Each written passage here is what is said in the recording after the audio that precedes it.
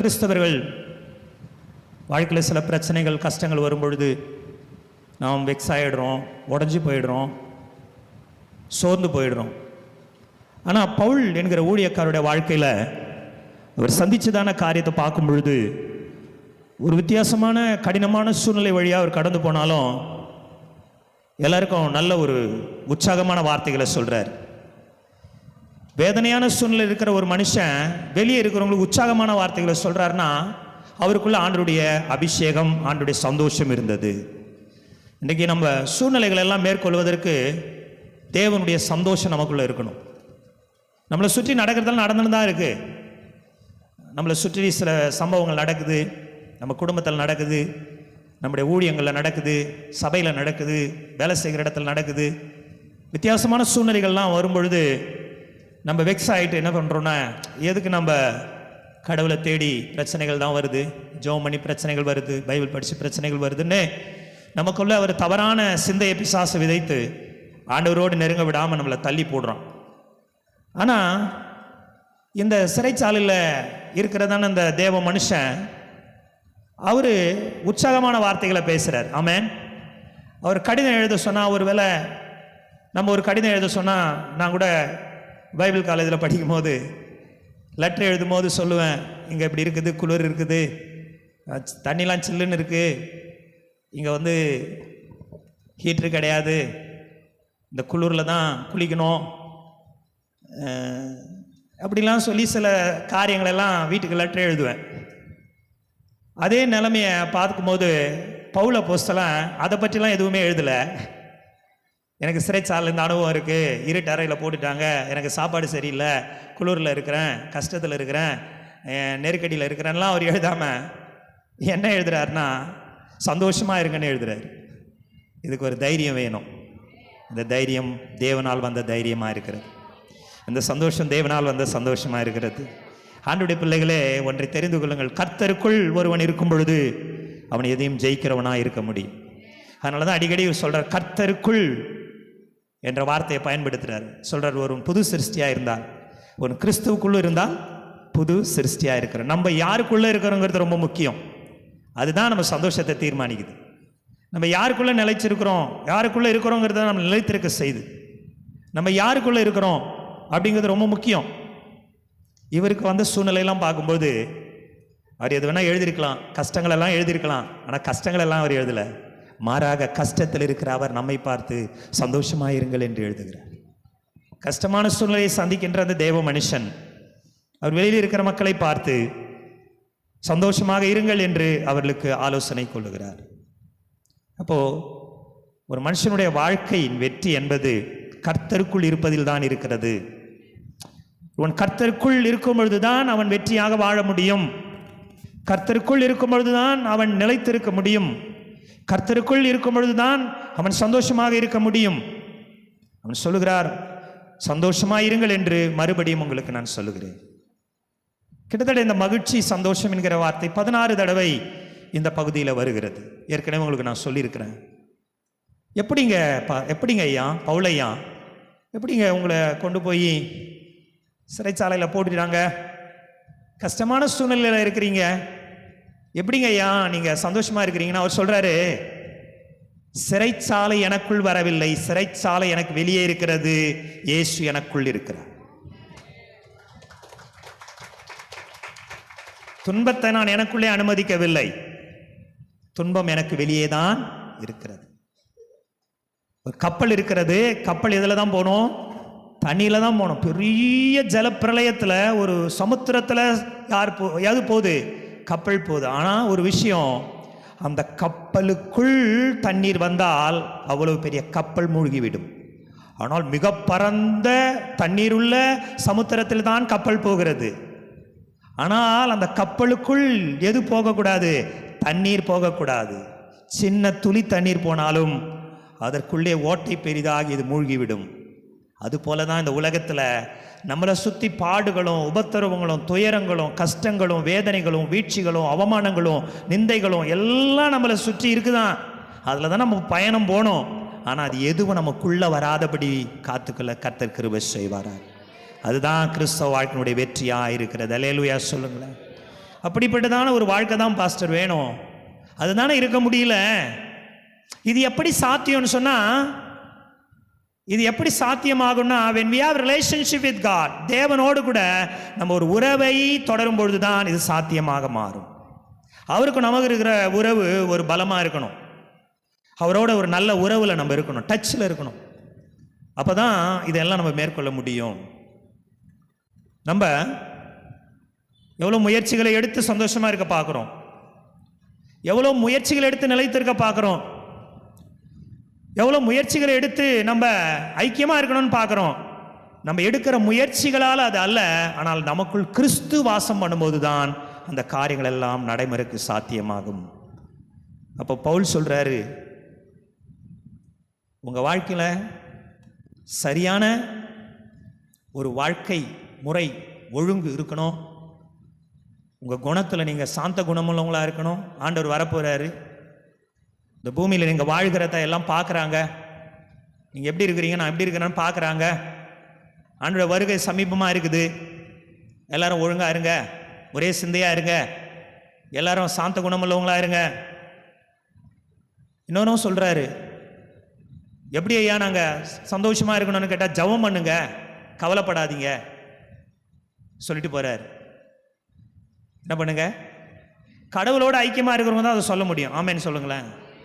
நான் கூட ஏற்கனவே சொல்லியிருக்கிறேன், எங்கள் அப்பா எங்கள் அம்மாலாம் ஊழியம் செஞ்சவங்க பெரிய பெரிய பிரச்சனைகள் எல்லாம் அவங்க ஜெபத்தால் தான் ஜெயம் எடுத்தாங்க, ஜெபத்தால் தான் ஜெயம் எடுத்தாங்க.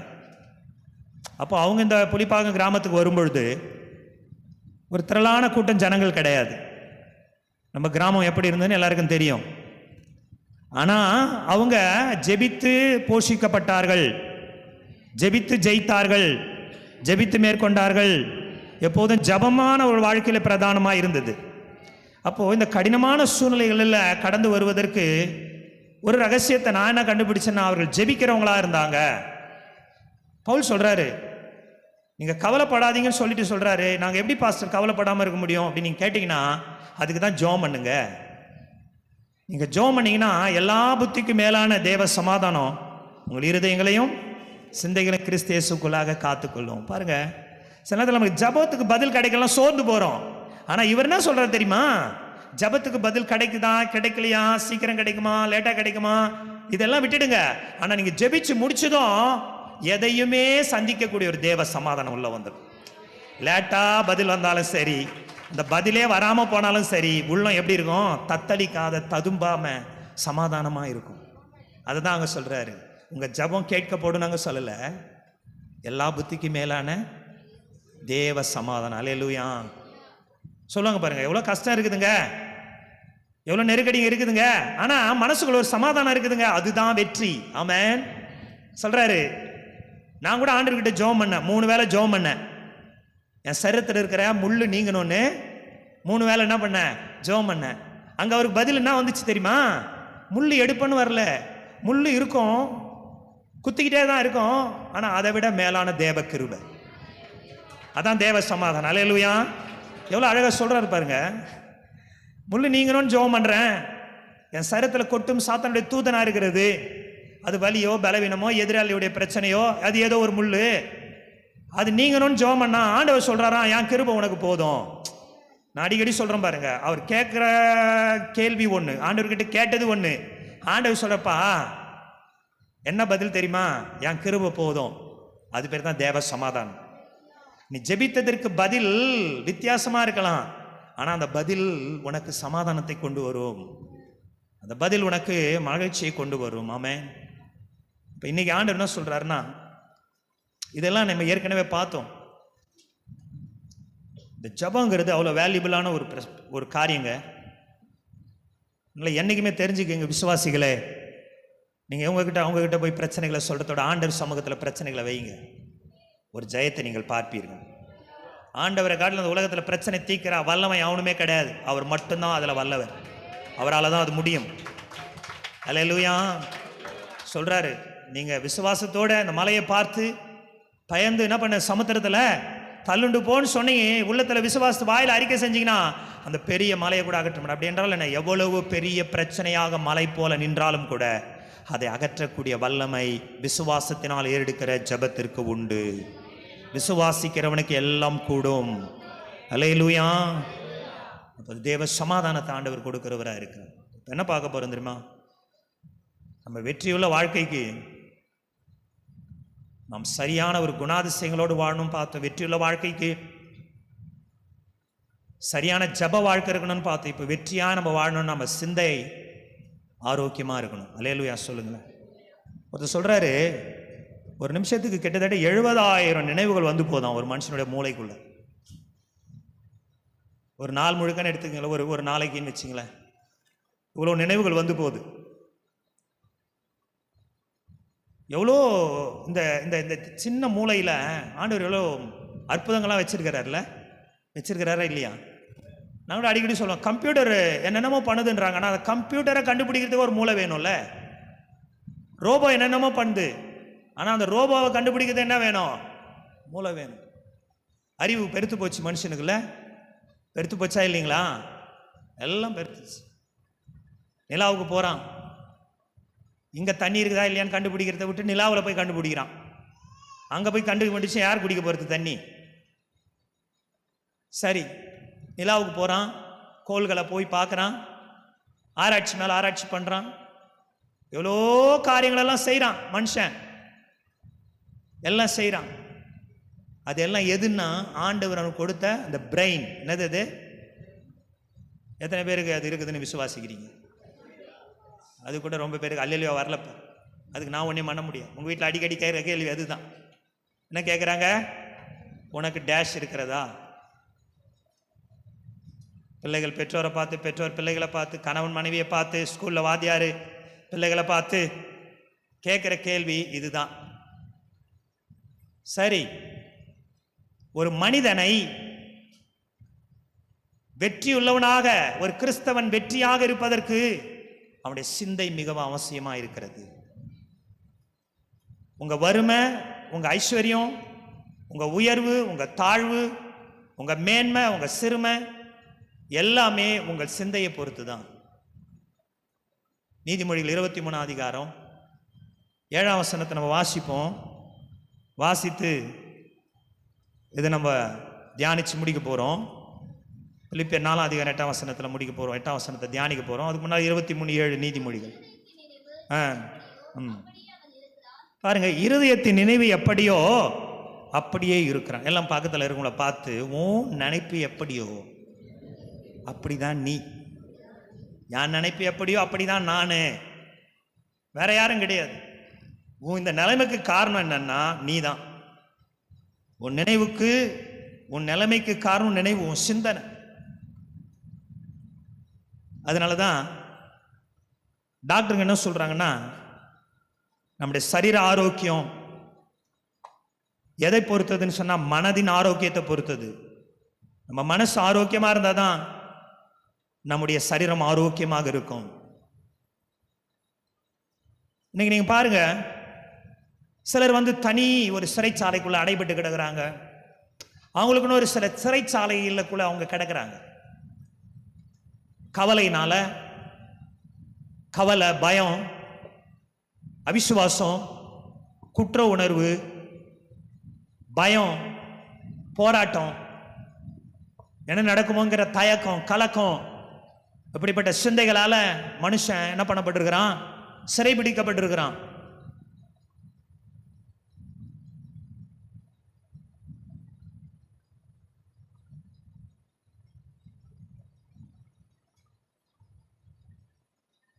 உங்களுடைய சமாதானத்தை பிசாசு உங்க அனுமதி இல்லாம திருட முடியாது.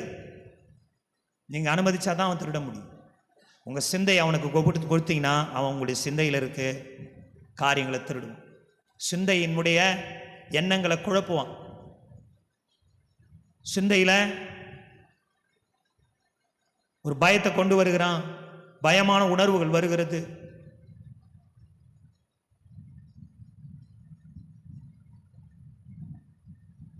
அதுதான் ஆண்டவர் சொன்னாரு, பிசாசுக்கு என்ன கொடுக்காதீங்க, இடம் கொடுக்காதீங்க. பக்கத்தில் உங்களை பார்த்து சொல்லுங்களேன், பிசாசுக்கு இடம் கொடுக்காது. பக்கத்தில் உங்களை பார்த்து சொல்ல சொன்னது வசனத்தை சொல்ல சொன்ன. வசனத்தை சொல்ல. பிசாசுக்கு இடம் கொடுக்காதீங்கன்னு சொன்னோடனே பக்கத்தில் இருக்கிறவங்கள பார்த்து அப்படி சொல்லக்கூடாது. பிசாசுக்கு இடம் கொடுக்காதீங்கன்னா யாருக்கு இடம் கொடுக்கக்கூடாது? பிசாசுக்கு இடம் கொடு. பிசாசு சில நேரங்களில் எப்படி வரான்?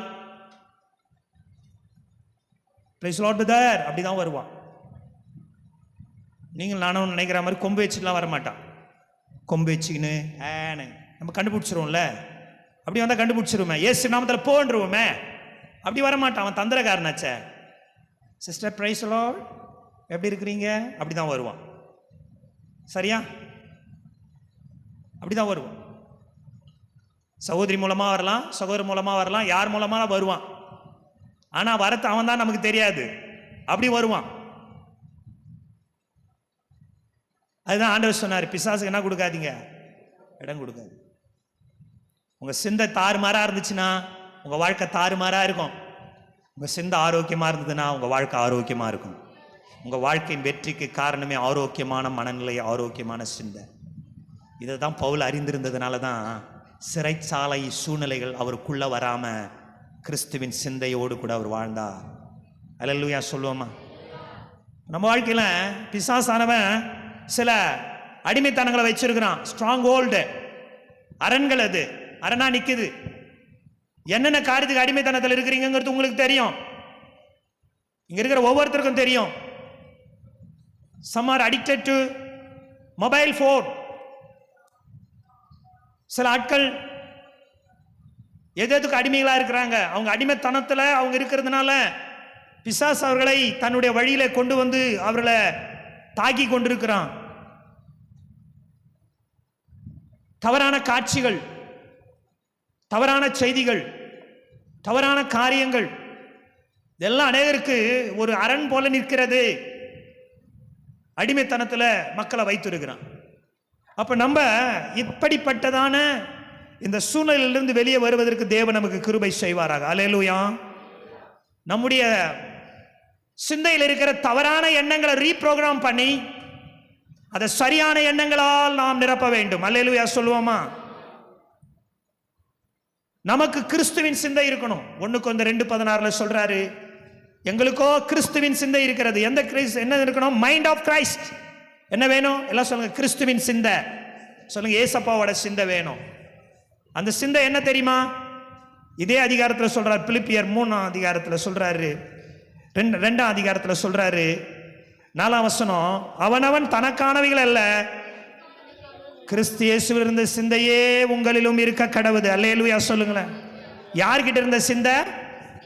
ஏசப்பா கிட்ட இருந்த சிந்தை தான் நமக்கு இருக்கணும். அவரு அதுக்கு மேல் வசனம் சொல்லுது, அவனவன் தனக்கானவைகள். சுயநலவாதியா இருக்கக்கூடாது. You need not to be selfish. நீ சுயநலவாதியா இருக்கக்கூடாது. மாறாக மற்றவருடைய நலனை குறித்து அக்கறை உள்ளவனா இருக்கணும். அல்லேலூயா சொல்லுங்களேன். மற்ற விசுவாசியை குறித்து ஜெபிக்கிறவனா இருக்கணும். அவருடைய பலவீனங்களை குறித்து நீ ஜெபிக்கிறவனா இருக்கணும். அவர்களை குறித்து அக்கறை விசாரிக்கிறவனா இருக்கணும். அநேக நேரத்தில் நம்ம நான் எனக்கு எனக்கு எனக்கு எனக்கு இது கிறிஸ்துவின் சிந்தை அல்ல. அவருடைய சிந்தை என்ன தெரியுமா? அவர் கடவுளாய் இருந்தும் கடவுளாய் இருப்பதை, கடவுளோடு இருப்பதை சமமான பொருளாக எண்ணாமல் தன்னை தான் வெறுத்து அடிமையின் ரூபம் எடுத்தார். யாருக்காக? நமக்காக. அப்ப இயேசு நமக்காக வந்தது, நமக்காக அவர் வந்தார். அல்லேலூயா. கரத்தை உயர்த்தி அல்லேலூயா சொல்லுவோமா? ஒருவேளை ஒரு சுயநலம் உள்ளவராக இருந்திருந்தால் கடவுள் பரலோகத்திலேயே வீற்றிருந்திருப்பார், கீழே இறங்கி வந்திருக்க மாட்டார். நம்மை அவர் நோக்கினதினாலே கீழே இறங்கி வந்தார். அல்லேலூயா. இந்த சிந்தை தான் இன்னைக்கு நமக்கு வெறுக்கணும். இப்போ முதல்ல நான் என்ன செய்யணும்னா, இயேசுவோட சிந்தை எனக்கு இருக்கான முதல்ல நான் ரெகக்னைஸ் பண்ணணும், அறியணும். ஆவின் சிந்தை ஜீவன் சமாதானம். ஆனா மாம்ச சிந்தை மரணம். உங்க சிந்தையில கர்த்தர் விடுதலை தருவாராக இன்றைக்கு. ஆமென். எல்லாம் ஏன்னா சோகமா இருக்கிறீங்க? இது ஒரு டஃப்பான சப்ஜெக்ட் தான் பேசினா. ஏன்னா சிந்தையில ஜெயம் எடுக்கணும்ல. சாசு பார்ப்பான், இதுல சிந்தையில ஜெயம் எடுத்துட்டா இது நம்மள என்ன பண்ணாது, வைக்காதரா இது இந்த சகோதரி ஜெயிச்சிடும் நம்மளன்ட்டு அவன் பார்த்து என்ன பண்ணுவான்? இப்ப எங்க இருக்கிறான்னு நினைக்கிறீங்க? அவன் எங்க இருக்கிறான்? ஏதோ சொல்லுது, தேவ புத்திரர்கள் வந்து நிற்கும் போது அவனை வந்து நின்னானா. ஏன்னா நினைக்காதீங்க, ஓட்டுங்க ஓட்டுங்க, அவனை ஓட்டுங்க ஓட்டுங்க. அப்பாலே இப்போ சாத்தான தூக்கம் வருது, ஓட்டுங்க அப்பாலே போ. பக்கத்தில் உங்களை சொல்கிற போறீங்க. பேதுரு கோச்சிக்கல, நம்மளாம் இருந்தால் கோச்சிப்போம். பேதுரு சொன்ன மாதிரி நம்மளை சொல்லியிருந்தாருன்னா அடுத்த வாரம் சர்ச்சுக்கு வர மாட்டோம், வேற சர்ச்சுக்கு போயிடுவோம். அவன் புரிஞ்சுக்கினான், இப்போ நம்ம பின்னால் இருந்த பிசாசு தான் ஆண்டவர் கடிந்து கொண்டா, மெச்சூரிட்டி கொஞ்சம் கிடச்சிருக்கோன்னு நினைக்கிறேன். போயிட்டான், பேசாமல் போயிட்டான். திருப்பி எதனா கேட்டு தான் இன்னும் வாங்கியிருப்பான் பாட்டு, அதனால் அமைதியெல்லாம் போயிட்டான். இப்போ உங்களுக்கு தூக்கம் வருது, சபைக்குள்ளே வந்த உடனே சிந்தையை பற்றி பேசுங்கிறேன், என்ன வருது இப்போ? உடனே என்ன பண்ணோம்? அப்பாலே போ சாத்தானே. தூக்கத்தை கொண்டு வருகிறார், எனக்கு மயக்கத்தை கொண்டு வருகிறார், வெளியே போ. சிந்தையில் நான் ஜெயம் பெற விரும்புகிறேன், எனக்கு கிறிஸ்துவின் சிந்தை வேண்டும். எல்லாம் கையை உயர்த்தி, கிறிஸ்துவின் சிந்தை வேண்டும். அல்லேலூயா. அப்ப சரியானதை தேர்ந்தெடுக்கணும், சரியானது எதுன்னு பார்த்து எடுக்கணும். ஆண்டவர் எவ்வளோ சரியான காரியங்களை வச்சிருக்கிறார் நமக்கு. கொலோசியர் 3ஆம் அதிகாரம் 1-2 வசனங்கள்லாம் வாசிங்க. 3ஆம் அதிகாரம் 1-2. எழுந்ததுண்டானால் கிறிஸ்து தேவனுடைய வலது பார்சத்தில் இடத்தில் உள்ள தேடுங்கள், மேலானவர்களை நாடுங்கள். அல்லேலூயா சொல்லுங்களேன். வெளியே இருக்கிறவங்களா ஒரு அல்லேலூயா சொல்லுங்க. வெளியே இருக்கிறவங்களா நான் பார்க்கல, கையை உயர்த்தி நீங்கள் அல்லேலூயா சொல்கிறத பரலோகம் பார்க்குது. கையை கட்டின்னு உட்காந்து தான் நான் ஒன்றும் பண்ண முடியும். வெளியே இருக்கிறவங்களாம் கையை உயர்த்தி அல்லேலூயா. உள்ளே இருக்கிறவங்க சேர்ந்து சொல்கிறாங்க, இப்போ உள்ளே இருக்கிறவங்க வெளியே இருக்கிறாங்க போல இருக்கு. சரி, ஓகே, எப்படியோ. எதை தேடணுமா? முதலாவது தேவனுடைய ராஜ்யத்தையும் நீதியும் தேடுங்க. எதை தேடுறோங்கிறது ரொம்ப முக்கியம். எதை நம்ம செலக்ட் பண்றோம், எதை செலக்ட் பண்றோமோ அது நம்ம வாழ்க்கையை பாதிக்குது, அப்படிதானே? சமீபத்தில் கூட சகோதரன் ஒருத்தர் சொன்னாரு, இந்த பொண்ணை தான் கட்டுவேன் நின்ன, கடைசியில் இனிமேல் ஏன்டா வாழணும்னு ஆயிடுச்சு. அவர் செலக்ட் பண்ணது. எவ்வளோ சொன்னாங்க சிம்சோன் கிட்ட, வேணாடா, கேட்கல அவன். சொன்னாங்க வேணாப்பா, ஆஹா, இல்லைன்னா நான் என்ன ஆயிடுவேன், செத்து போயிடுவேன். கட்டனா அவளோட, இல்லைன்னா கட்டையா போக வேண்டியது. கட்டனா கடைசியில் தினம் கட்டையா போயினுக்கிறான். தவறான தேர்ந்தெடுப்புகள் வாழ்க்கையில் கடைசி வரலும் பாபத்தை கொடுக்குதா இல்லையா, பிரச்சனை கொடுக்குதா இல்லையா? இங்க நம்ம என்ன தேர்ந்தெடுக்கிறோம் அப்படிங்கிறது ரொம்ப முக்கியம். இன்னைக்கு நம்ம சாய்ஸ்னா நம்ம எதை தேர்ந்தெடுக்கிறோம்? மேலானதை நினைக்கிறோமா, கீழானதை நம்ம நினைக்கிறோமா? ரொம்ப முக்கியங்க. இப்போ நம்ம சிந்தையில் ஒரு யுத்தம் நடக்குது. வாலிப பிள்ளைகள்லாம் கவனிங்க, யுத்தம் நடக்குது. எங்க நடக்குது? சிந்தை ஒரு போர்க்களம், அங்க யுத்தம் நடக்குது. நமக்குள்ளேருந்து வர எல்லாமே சிந்தையிலிருந்து வரது தான், புரியுதா? கோபம், கிட்ட வார்த்தை, திட்டுறது, திருடுறது, பொய் சொல்றது எல்லாம் எங்க உற்பத்தி ஆகுது? சிந்தையில தான் உற்பத்தி ஆகுது. அப்படின்னு யார் சொன்னது? பைபிள் சொல்லுது. மார்க் 7ஆம் அதிகாரத்தை எடுத்துக்குங்க, எல்லாம் எடுங்க, பைபிளை திருப்புங்க. இயேசுவின் நாமத்தில் தூக்கம் போவதாக. சிந்தையை பற்றி பேசும்போது அநேகர் தூங்குகிறாள். ஆண்டவர் சோகமாக இருக்குது ஆண்டவர். சர்ச்சை எல்லாரையும் விழிப்புணர்வுக்குள்ளே கொண்டு வாங்கப்பா. மார்க் எழுதின சுவிசேஷம் 7ஆம் அதிகாரம் எடுங்க. 7ஆம் அதிகாரத்தில் எடுத்துக்கிட்டு அதில் வாசிக்கும் போது 20ஆம் வசனம் சொல்லுது, மனுஷருக்குள்ளே இருந்து புறப்படுகிறதே மனுஷனை எப்படி எனில் மனுஷனுடைய இதயத்துக்குள்ள இருந்து பொல்லாத சிந்தனைகள். எல்லாம் சொல்லுங்களேன், எல்லாம் எல்லாம் எல்லாம் வாயத்தான சொல்லணும், பின்னால் இருக்கணும். பொல்லாத சிந்தனைகள் எங்கேருந்து வருதா? எங்கேருந்து வருதா? நம்ம இருதயத்திலிருந்தே வருது. என்ன வருதான்? பொல்லாத சிந்தனை. நீங்கள் ஒரு நிமிஷம் யோசித்து பாருங்க, என்னன்னாலும் நீங்கள் நினச்சிக்கிறீங்க நல்லதே நினச்சிக்கிறீங்களா எப்பமோ? இல்லை உண்மையாக நீங்கள் என்கிட்ட சொல்ல வேணாம் என்ன நான் நினச்சிங்கன்னு. நானும் உங்ககிட்ட சொல்ல போகிறதில்ல. என்ன நான் நினச்சிருப்போம், ஆனால் வெளியே சொல்ல மாட்டோம். யாரை பற்றிலாம் என்ன நினச்சிருப்போம், சர்ச்சுக்கு வரவங்களை பற்றி என்ன நினச்சிருப்போம். பக்கத்துலேயே தான் உட்காந்துங்க, என்ன நினச்சின்னு உட்காந்துருக்கும். அப்படியே தெய்வ சிந்தையோடு உட்காந்துருக்கிறீங்களா? இங்கே எல்லாம் அப்படியே தெய்வ சிந்தையோடு வந்து தெய்வ சிந்தையோடு போயிடுவீங்களோ? அப்படியே சைடில் கூட பார்ப்போம், புடவை இன்னைக்கு சரியா சில நேரங்களில் சாப்பாட்டு சிந்தையோடு உட்காந்துருப்போம். இந்த நேரம் பார்த்து யாரும் அங்கே குழம்பு தாளிக்கிறாங்க போல, எனக்கு வரது வாஸ். எவ்வளோ டெம்டேஷன் பார். இந்த வீடு சர்ச்சு பக்கத்துலேருந்து ஒரு டெம்டேஷன். உபவாச ஜபம் போட்டாங்கன்னா குழம்பு தாளிக்கிற வாசனை வந்தோடனையும் உபவாசம்லாம் ஓரம் கட்டிடுது சிலருக்கு. அப்போ நம்முடைய சிந்தை நம்மளுக்கு நல்லா தெரியும். எவ்வளோலாம் கெட்டதெல்லாம் சிந்திச்சிருக்கோம் ஒருத்தரை பற்றி. உண்மை தானே? இங்கே கவனிங்களா எல்லாரும்? உண்மை தானே? பக்கத்தில் இருக்கிற பிரதரை பற்றி, சிஸ்டரை பற்றி, ஊழியக்காரை பற்றி, சர்ச்சை பற்றி நல்லதாகவே சிந்திச்சுமா? அப்புறம் சொல்லுவோம், ஐயோ தப்பாக புரிஞ்சுக்கணுமே. என்னது சொல்லுங்களம்மா, உங்களை நான் தப்பாக புரிஞ்சுக்கிட்டேன், ஐ எம் சாரி. இங்கிலீஷில் இருக்கிற வார்த்தை சாரி. அது உண்மையாக சொல்கிறானா பொய்யா சொல்கிறானா உணர்ந்து சொல்கிறானா, ஐ எம் சாரி, உங்களை நான் தப்பாக நினச்சிட்டேன், ஐ எம் சாரி. சிந்தை, பொல்லாத சிந்தனைகள் எங்கேருந்து வருதான்? மனுஷன் இருதயத்துக்குள்ள வந்து தீட்டுப்படுத்துதான். உன்னை அதுதான் தீட்டுப்படுத்துது. தீட்டுன்றான் உலகத்தான். இது தீட்டு, அது தீட்டு, அது தீட்டு, இது தீட்டு, தொடாத, போவாத, வராத, அவன் உயர்ந்தவன், அவன் தாழ்ந்தவன், உள்ளத்துக்குள்ள அக்கிரமம் கிடக்குது. அது என்ன? அது பொல்லாத சிந்தனை. அப்போ மனுஷன் கூட இருந்து என்ன வருதான்? பொல்லாத சிந்தை வருது. இப்போ எங்கே அது வருது? இருதயத்திலேருந்து உண்டாகுது. அப்படியே இந்த பக்கம் நீதிமொழிக்கு போகணும். நீதிமொழி பக்கம் போகலாம். இப்படி ஓல்ட் டெஸ்ட்மென்ட் கொஞ்சம் ட்ராவல் பண்ணலாமா? கொஞ்சம் அப்படியே கொஞ்சம் இயற்கை காட்சிக்கு போகிற மாதிரி நீதிமொழிக்கு இப்படி போகலாம். இந்த பக்கம் தான் கட்டடமாக இருக்குது, அந்த பக்கமான இயற்கை காட்சியாக இருக்குது. நீதிமொழிக்கு போகலாம். 6ஆம் அதிகாரம் எடுங்க. பைபிள் நல்லா ட்ராவல் பண்ணணும். பைபிள் வச்சுக்கிறவங்க, நல்லா படிக்கணும்னு விரும்புகிறவங்க, வேத பாடம் விரும்புகிறவங்க, சத்தியத்தை விரும்புகிறவங்க பைபிளை திறந்து கண்ணை திறந்து பார்க்கணும். இல்லைன்னா உக்காந்துரு, அது எனக்கு ஒன்றும் பிரச்சனை இல்லை. கர்த்தருடைய வசனத்தை கேட்குறவன் விடுதலையாக்கப்படுவான். அல்லேலூயா சொல்லுங்களேன். நீதிமொழிகள் 6ஆம் அதிகாரம் 16வது 6 காரியங்களை கர்த்தர் வெறுக்கிறார், 7 அவருக்கு மேட்டிமையான கண், குற்றமற்ற ரத்தம் சிந்தும் கை, துரலாசனையை பிணைக்கும் இருதயம், தீங்கு செய்து விளைந்து ஓடும் கால், அபத்தம் பேசும் பொய் சாட்சி, சகோதரர்களுக்குள்ளே விரோதத்தை உண்டு பண்ணி, எல்லாமே சிந்தையை பற்றி தான்.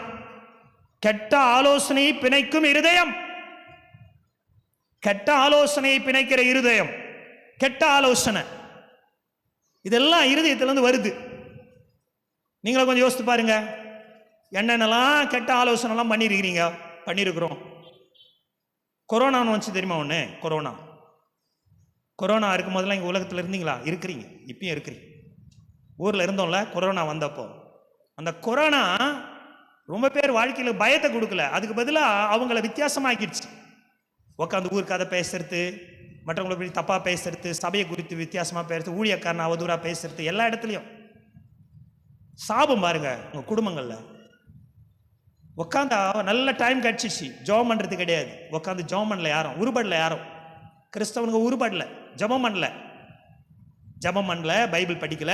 ஆனால் உட்காந்து என்ன பண்ணாங்க? கூட்டம் கூட்டமாக சொல்லுங்களேன். எல்லா இடத்துலையும் சொல்கிறேன், எல்லா இடத்துல என்ன பண்ணாங்க? கூட்டம் கூட்டமாக உட்காந்து விளையாடினாங்க. நோவா காலத்து மாதிரி இருந்துச்சு. என்னென்ன பெண் கொண்டும் பெண் கொடுத்தும் குடித்தும் வெறித்தும் இருந்தது போல எல்லாம் ஒரே விளையாட்டு தான். எல்லாம் வேற எங்கேயும் வழி கிடையாதுல்ல வெளியெல்லாம் போகிறதுக்கு. ஒரு ஆளாச்சும் ஜெபம் பண்ணல. டிவியில் மட்டும் ஒரு ப்ரோக்ராம் வந்து அதை மட்டும் பார்த்துட்டு கர்த்தருக்கு ஸ்தோத்திரம், இன்றைக்கு நான் கர்த்தருடைய ஆலயத்துக்கு போயிட்டு வந்துட்டேன்ற ஒரு நிம்மதியோடு இருந்தாங்க. அதில் உக்காந்தாங்க, அவ்வளோதான். மற்றபடி பார்த்தீங்கன்னா அதிகமான நேரம் குவாரண்டைன் போட்டுட்டாங்க. அப்புறம் ஊரடங்கு உத்தரவு மாதிரி போட்டுட்டாங்க, வெளியெல்லாம் யாரும் போகக்கூடாது. அப்போ என்ன செஞ்சாங்க? எல்லாரும் வீட்டிலே இருக்க வேண்டியதாகிடுச்சு, நிர்பந்தம். அவங்க என்ன பண்ணாங்க? ஜெபம் பண்ணாங்களா?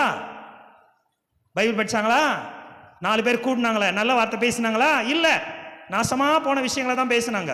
குடும்பங்களும் நாசமாக தான் போச்சு. துர்லாசனை பிணைக்கும் இருதயம். அப்போ சிந்தை எண்ணம் தூய்மையாக இருந்தால் தான் வாழ்க்கை வெற்றியாக இருக்கும். அல்லேலூயா சொல்லுங்களேன். நம்ம நல்ல தூய்மையானதை சிந்தித்தாதான் வாழ்க்கை வெற்றியாக இருக்கும். இல்லைன்னா வாழ்க்கை குப்பைக்காடாக தான் இருக்கும். 2 கொரிந்தியர் 10ஆம் அதிகாரம் 5ஆம் வசனம் எடுத்துக்கோங்க. 2 கொரிந்தியர் 10:5 வாசிங்க. உற்சாகமாக இருங்க.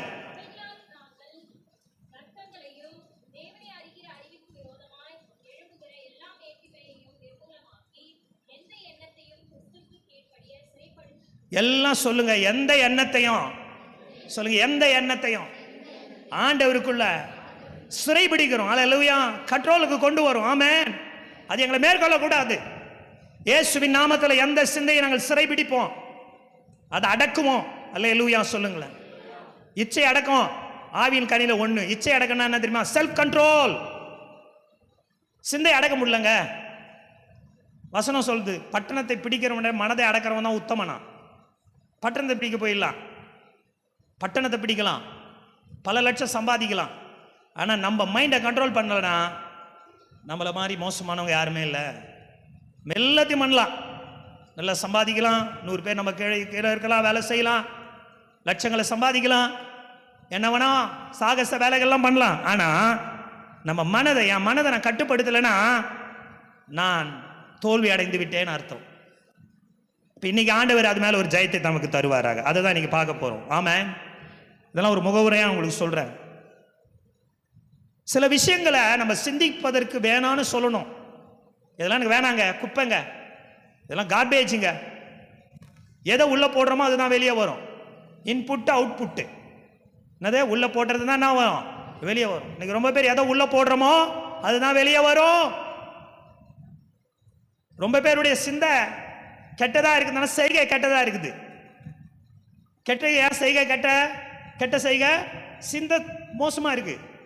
ஒன்று தெரிஞ்சுக்குங்க, நீங்களும் நானும் உலகத்தில் நீயும் நானும் நல்லவங்களா பரிசுத்தவான்களா எவ்வளோ நாள் வேணால் நடிக்கலாம், அப்பா முன்னால் எடுபடாது. சிந்தையை வச்சு தான் உன் வாழ்க்கையின் ஜெயம். சிந்தையை வச்சு தான் உனக்கு ஆசீர்வாதம். அல்லேலூயா சொல்லுங்களேன். நீ கொடுக்குறியா கொடுக்கலையா, சபையில் வந்து ஆராதிக்கலையா, பிரசங்கம் கேட்கலையா, எந்த நோக்கத்தோட வந்திருக்கிற, இப்போ எப்படி உக்காந்துன்னு இருக்கிற, எப்போ கழட்டி விட்டா ஓடிடலான்னு இருக்கிற, எப்போ பசி அங்கே கறி வச்சுக்கிறோம், எப்போ போகலாம் அவிச்சு வச்சுட்டு வந்துக்கிறோமே, எப்போ போய் குழம்பு மசாலா வேற வாங்கி வரலையே, என்ன யோசிக்கிற, எல்லாத்தையும் கடவுள் அறிவார். எங்க வந்து எல்லாத்தையும் அறிவார். God knows everything. வரும்போது வந்த அந்த ஒரு உற்சாகம் இப்போ இல்லை, டவுன் ஆகிக்கிட்டே போகுது. இந்த ஸ்ட்ரைக் பண்ணுவாங்களா பார்த்துருக்குறீங்களா? ஸ்ட்ரைக் பண்ணுறவங்க உலகத்தில் தொடக்கத்தில் வந்தோன்னா ஃப்ரெஷ்ஷாக வருவாங்க, ஃப்ரெஷ்ஷாக எதனா குடிச்சு வருவாங்க, ஜூஸ் எதனா கத்துவாங்க, என்னன்னு நீங்கள் இப்படி ஓன்னு கொஞ்ச நேரம் ஆகும். எங்கப்பா தண்ணி வரல, யாரும் ஜூஸ் எடுத்துட்டு வந்து கொடுக்கல, அப்படியே டவுன் ஆகிடுவாங்க. வீட்டுக்கு போகிறவங்களே பாதி உயிர் போயிடும். அது மாதிரி சர்ச்சுக்கு வந்த உடனே ஆராதிக்கும் போதெல்லாம் ஒரே உற்சாகமும் அப்படியே ஒரே கலகலப்புமாக இருந்தது. இப்போ கொஞ்சம் என்ன ஆகினே இருக்குது, பேட்ரி கொஞ்சம் டவுன் ஆகக்கூடாது. பக்கத்தில் பார்த்து சொல்ல, டவுன் ஆகக்கூடாது பேட்ரி. ஹல்லேலூயா. அப்போ எது நம்ம போடுறோமோ அதுதான் என்ன பண்ணுவோம், வெளியே வரும்.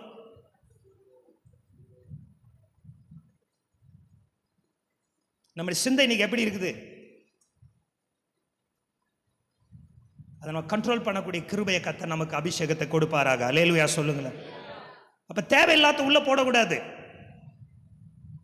ஒரு குடும்பமாக நிற்கிறீங்க, அங்கே நின்று பேசும்போது அது உங்கள் ஆவிக்குரிய வாழ்க்கைக்கு நல்லதல்லன்னு தெரியும் பொழுது அந்த இடத்திலிருந்து நீங்கள் யோசேப்பை போல ஓடி விடுவது நல்லது. யோசேப்பாய் அந்த இடத்துல இருக்கணும். அல்லேலூயா சொல்லுங்களேன். அப்படிப்பட்ட கும்பல்ல நின்னா அவன் பேசுகிற அத்தனைக்கும் நீயும் உடந்தையாகி விடுவாய். உன் வாழ்க்கையிலும் சாபத்து நீ அடைய வேண்டியதா இருக்கும். அன்னெசசரி. நான் என்ன கேட்பேன்னா, நம்ம பேசி உன்னை மாற்ற முடியலன்னா பேச வேண்டிய அவசியமே இல்லை. எதை மாற்ற போறோம் பேசி, யாரை மாற்ற போகிறோம் பேசி, முடியலன்னா அதை பேசுறதுனால நேரமும் காலமும் எனர்ஜியும் தான் வீணு. ஆனா ஒண்ணு பண்ணா அவங்கள மாற்ற முடியும். ஜபம் ஜபம் ஜபம் ஜபம் ஜபம் ஜபம் ஜபம் ஜபம் ஜபம். ஹல்லேலூயா. அதனாலதான் ஆண்டவர் என்ன சொல்றாருன்னா, நம்முடைய இருதயத்தையும் சிந்தையையும் காத்துக்கொள்ள வேண்டிய இடத்துல நம்ம இருக்கணும். அல்லேலூயா சொல்லுங்களேன். நம்மளை சுத்தி எவ்வளோ நடக்குதுல்ல, நடக்குதா இல்லையா? பக்கத்துல பார்த்து கேளுங்க, நடக்குதா? என்னென்ன நடக்குது, என்னென்ன நடக்குது, என்னென்னமோ நடக்குது. தெரியுமா யுத்தம் நடக்குது? தெரியுமா எத்தனை பேருக்கு யுத்தம் நடக்குது தெரியும்? கொஞ்ச நாள் பெட்ரோல் இல்லைன்னு தான் ஆளாளு போய் கேனை பிடிச்சின்னு போய் நான் வெளியே ஊழியத்துக்கு போகலான்னு இந்த பக்கம் திருப்பூருக்கு பார்க்க போனால் 2-3 கேனில் ஒருத்தன் பிடிக்கிறான். நான் தண்ணி பிடிக்க வந்தான்னு பார்த்தா அவன் பெட்ரோல் பிடிக்க வந்துருக்கான். அந்த மனுஷன் 2-3 கேனை வச்சு நிற்கிறான். நான் சொன்னேன், என்னங்க கேனில் பிடிக்கிறீங்க, உங்களுக்கு உலக நடப்பே தெரியாதான்னா என்ன சொன்னால், உங்களுக்கு உலக நடப்பே தெரியலையே சார், யுத்தம் நடக்குதுன்றது உங்களுக்கு தெரியாதான்னா. ஐயோ அப்படிங்களா, நான் கிண்டலா, அப்படிங்களா? இல்லை நான் கேட்டேன், இவ்வளோ கேனில் எடுத்து போய் இருக்கு, எவ்வளோ நாளைக்கு ஓட்டுவீங்க அப்படின்னேன். அவர் சொன்னார், என் பையன் என் வண்டியை எடுத்து பெட்ரோல் என்ன பண்ணுறான், காலி பண்ண அவனுக்கு தெரியாமல் எடுத்து போய் ஒலிக்க வைக்கிறதுக்கு. என்னது, எதை ஒலிக்க வைக்க போகிறாராம்? பெட்ரோல். நம்ம ஊரில் ஒன்று இருக்குது தெரியுமா, வத்தி குச்சி வேலைலாம் பண்ணுவாங்க. ஒன்றுமே நடக்காத பற்ற வச்சிருவான் பார். பெட்ரோல் கிடைக்காதோ, இது கிடைக்காதோ தெரியுமா உனக்கு, இப்பயே வாங்கி வச்சுக்க.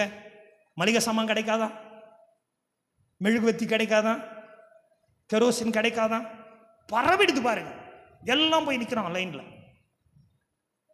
நம்ம கவர்மெண்ட் சொல்கிறாங்க, அதெல்லாம் பதட்டப்படாதீங்க, உங்களுக்கு தேவையான என்ன இருக்குது, பெட்ரோல்லாம் நாங்கள் வச்சுருக்கோம். உடனே கவர்மெண்ட்டை குறை சொல்கிறது, அவங்க சரியில்லை, இவங்க சரியில்லை, அவங்களுக்கு நான் அறிவா ஞானமா அவங்களாம் புத்தியாக சேவ் பண்ணல, ஒரே திட்டு. அப்புறம் அவர் சொல்கிறாரு, பிரதமர் இல்லை அதெல்லாம் பதட்டப்படாதீங்க. அப்புறம் பார்த்தா நார்மல் ஆயிடுச்சு. ஒரு வார்த்தை சொன்ன உடனே அவ்வளோ வேகமாக பரவுது பாருங்க.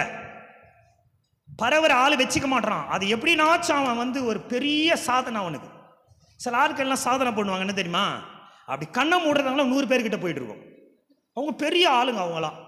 அவங்கள மாதிரி அவங்க விண்வெளிக்கு ராக்கெட் போகிற வேகத்தை விட அவங்கக்கிட்ட ஒரு மேட்ரை சொன்னீங்கன்னா அதை எடுத்து போய் சீக்கிரமாக பரப்பிட்டு கொன்னுட்டு அப்புறம் தான் நீ இந்த கொன்னுட்டம்பா, அவங்க வாழ்க்கையை முடிச்சிட்டேன் பார்த்தீங்களா அப்படின்னு நிற்பாங்க. இதெல்லாம் காரணம் என்னதான், சிந்தை ஒழுங்கு இல்லைன்னா நம்ம எல்லாமே மாற்றமாக போயிடும்.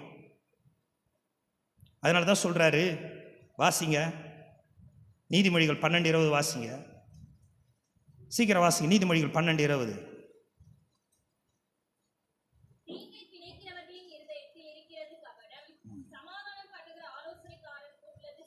பாருங்க, தீங்கை பிணைக்களுடைய இருதயத்தில் கபடம் இருக்குதான். கபடுன்றல சிலர்லாம் பார்த்துக்கிறீங்களா? கபடுன்னா என்ன தெரியுமா? எப்பயோ ஒன்று பண்ணியிருப்ப, அதை மனசில் வச்சுக்கின்னு பழி வாங்கும். கபடு கலகலப்பாக இருக்காது. எப்பயோ நடந்தது வச்சுக்கின்னு என்ன பண்ணுவோம், கல்யாண வீட்டில் பாருங்கள், எப்பயோ ஒன்று நடந்திருக்கும், அதை வச்சு 3 இருக்கும்.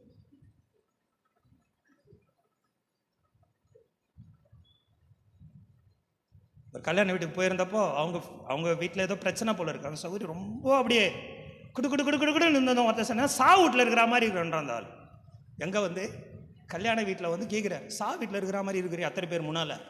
சில ஆட்களுக்கு கபடு எப்பயோ ஒன்று பண்ணியிருப்பாங்க, எல்லாம் யாருக்குன்னா நல்லா பண்ணியிருப்பாங்க, இவங்களுக்கு பண்ணலன்னா கபடு. இப்போ தீங்க யார் பிணைக்கிறானோ அவன் உள்ளத்தில் தான் என்ன இருக்குமா, கபடு இருக்கும்.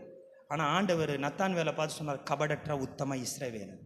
நம்ம இருதயத்தை ஆண்டவர் அறிகிறவராக இருக்கிறார். புறாக்களை போல எப்படி இருக்கணுமா நம்ம சொல்லுங்கள், எப்படி இருக்கணும்? கபடுங்கிறது ரொம்ப அருவருப்பான குணம். அது இருக்கிறவங்க நம்ம ஆசீர்வாதமாக இருக்கவே முடியாது. தீங்கை பிணைக்கிறவங்க உள்ளத்தில் தான் கபடு இருக்கும். சமாதானம் பண்ணுகிறவர்கள் உள்ளத்தில் சந்தோஷம் இருக்கும். சமாதானம் பண்ணுகிறவர்கள் பாக்கியவான்கள், அவர்கள் தேவனுடைய பிள்ளைகள் என்று எண்ணப்படுவார்கள். நீங்களும் நானும் போகிற இடத்துல சமாதானம் பண்ணணும், கபடு பண்ணக்கூடாது. கையை உயர்த்த அல்லேலூயா சொல்லு. எங்கேருந்து வருது இதெல்லாம்? எண்ணத்துலேருந்து வருது. எண்ணம் சரியில்லைன்னா எல்லாம் கெட்டு போவோம்.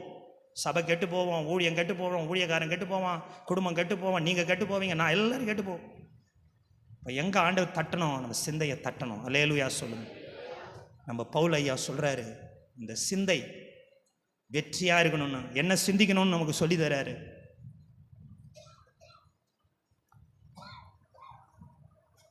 நீதிமொழி 12:5, நீதிமொழி 21:5 வாசிங்க. வருது நீதிமொழி 21:5 வாசிமா.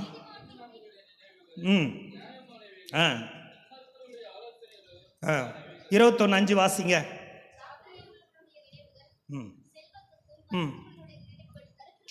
உங்க நினைப்பே உங்களை ஐஸ்வர்யவனா மாத்த. கையை நல்லா தட்டி காத்துற ஸ்தோத்திரம். நல்லா கையை தட்டுங்களா. ஜாக்கிரதையுள்ளவனுடைய நினைவுகள் செல்வத்துக்கு வழிவகுக்கிறது. மொத்த ஜாக்கிரதை உள்ளவன் எப்படின்னா கவனமானவன். அவன் கவனமா யோசிக்கிறான், கவனமா சிந்திக்கிறான். அவனுடைய யோசனையினால அவன் எங்க போறான்? செல்வமானா மாறான், ஐஸ்வர்யவனா மாறுறான். ஆனா இன்னொன்னு என்ன சொல்லுது அந்த வசனம், வாசிங்க. பதறுகளின் நினைவுகள் தரித்திரம். பதறுகிறவர்கள், எதை கண்டாலும் பதறது, ஒரு ஸ்டெபிலிட்டி கிடையாது, ஒரு நிலைப்பு தன்மை கிடையாது. ஒரு விஷயத்தை ஒரு ஒரு ஒரு ஒரு ஞானமா, ஒரு பொறுமையா, ஒரு விவேகமா ஆலோசித்து உக்காந்து பதட்டம் இல்லாம செய்யறதில்ல, பரபரப்பா செய்யறது. அப்படிப்பட்டவருடைய நினைவுகள் தரித்திரத்துக்கு தான் வழிவகுக்குமா. ஆனா ஜாக்கிரதையினுடைய நினைவுகள் அவனை செல்வத்துக்கு நேராக வழி நட. அல்லேலூயா. நம்ம நினைப்பு நல்லா இருக்கட்டும். ஆமென் சொல்லுங்களேன். நம்மளை சுற்றி இருக்கிறவங்க யார் வேணா எப்படி வேணா இருக்கட்டங்க, என் நினைப்பு தேவனுக்கு முன்பாக சரியா இருந்ததுன்னா கர்த்தர் என்னை கொண்டு பெரிய காரியங்களை செய்ய வல்லவராக இருக்கு. அல்லேலூயா சொல்லுங்களேன். அதனால இன்னைக்கு ஆண்டவரே எனக்கு அப்படிப்பட்ட சிந்தையை கொடுங்க ஆண்டவரே. 1 Corinthians 2:16 வாசிக்கும் போது சொல்றேன், எங்களுக்கோ கிறிஸ்துவின் சிந்தை உண்டாயிருக்கிறது. இப்ப எல்லாம் வாங்க, இப்ப திருப்புங்க இந்த பக்கம் வாங்க. அதுக்கு முன்னாடி ரோமர் 12:2 வாசிங்க. எல்லாரும் எடுங்க. வெளியே இருக்கிறவங்களா பைபிள் வச்சிருக்கிறீங்களா? பைபிள் அந்த பைபிள் கொடுங்க. முக்காடு துணை எல்லாம் முக்காடு கொடுங்க. பேனா பென்சில் பேனா பென்சில் கொடுங்க. பாஸ்டர் குறிப்பு எடுக்க பேப்பர் எத்தனை பேப்பர் கொண்டு கொடுங்க. பாஸ்டர் வரும்போது டீ குடிக்காம வந்துட்டேன், சரி அது அப்புறம் பார்த்துக்கலாம். ரோமர் 12, ஒத்த வேஷம் தெரியாமல் நன்மையும் பிரியமும் பரிபூரணமான சித்தம் பகுத்தறியத்தக்கதாக உங்கள் மனம் புதிதாகிறதுனாலே மறுரூபமா. எல்லாம் சொல்ல, மனம் புதிதானா, மனசு புதுசானா மறுரூபம் ஆயிடுவேன். எல்லாம் சொல்ல, மனம் புதிதாகிறதுனாலே மறுரூப வாழ்க்கை வரும். அல்லேலூயா. மனசு புதுசாகணும். ஆமென். எப்போ புதுசாகும்? இந்த உலகத்துக்கு ஒத்த வேஷம் தெரியாமல் கர்த்தருடைய சித்தம் என்னன்னு நம்ம அறிய அறிய அறிய மனம் புதிதாகி கொண்டே போகும். பாஸ்டர், கடவுளுடைய சித்தத்தை எப்படி அறிவித்து பாஸ்டர்? வேத வசனத்தின் மூலமாக. வேத வசனத்தால சிந்தை என்ன பண்ணணும்? நம்ம நிரப்பணும். வேத வசனத்தின் மூலமா சிந்தையை நிரப்பணும். வாலிப பிள்ளைகளா, வேத வசனத்தின் மூலமா சிந்தையை நிரப்பணும். ஒரே பரிதாபமான விஷயம், உலகம் எங்க இருக்கிற பிரச்சனை, குறிப்பாக நம்ம தேசத்துக்காக நம்ம வேதனைப்படுற தமிழ்நாட்டில் இங்க இருக்கிற எல்லா பிள்ளைகளுக்கு நான் சொல்றேன், அதிகமாக அவர்கள் இன்றைக்கு எந்த காலகட்டத்தில் இல்லாத அளவிற்கு கண்களுடைய காட்சிகளுக்கு அவர்கள் அடிமையாய் கிடக்கிறாங்க. ஒரு குழந்தைக்கு சாப்பாடு ஊட்டுவதற்கு செல்போன் தேவைப்படுகிறது. ஒரு குழந்தைக்கு ஹோம்ஒர்க் பண்ணுவதற்கு செல்போன். அதுதான் அப்பதான் அடம் பிடிக்குது, உட்காருது, அடம் பிடிச்சி உட்காரு. இப்படியெல்லாம் நீங்க பழகினீங்கன்னா உங்க பிள்ளைகளுடைய படிப்பும் எதிர்காலமும் பாழாய் போய்விடும். அது உதவியா இருக்குது ஒரு விதத்துல, ஆனா அதுக்கே அடிமையாக கூடாதுல்ல. இப்படிப்பட்ட சூழ்நிலைகள் இன்னைக்கு உருவாகி இருக்கிறது பாருங்க. மனம் என்ன ஆகணும்? புதிதாகணும். மனசு தேவனுடைய சித்தத்தை அறிஞ்சு அறிஞ்சு அறிஞ்சு புதுசாகணும். நல்ல புதுசாகணும் மைண்டு. ஆமென். பிள்ளைகளை கெடுக்கிறதுக்குன்னு இன்னைக்கு சில காரியங்கள்லாம் வந்திருக்கிறது. பெரியவங்களுக்கு கூட ஞானமா சில காரியங்களை செய்யறது இல்லை, யோசிக்காம இருக்கிற காரியங்களை செய்யறாங்க. உலகம் தவறான பாதை நோக்கி போய் கொண்டிருக்கிறது. சிந்திக்கிறவன் ஜெயம் பெறுவான். கையை தட்டி கர்த்தரை மகிமைப்படு. நல்ல விஷயங்களை சிந்திக்கிறவன் ஜெயம் பெறுவான். ஆமென்.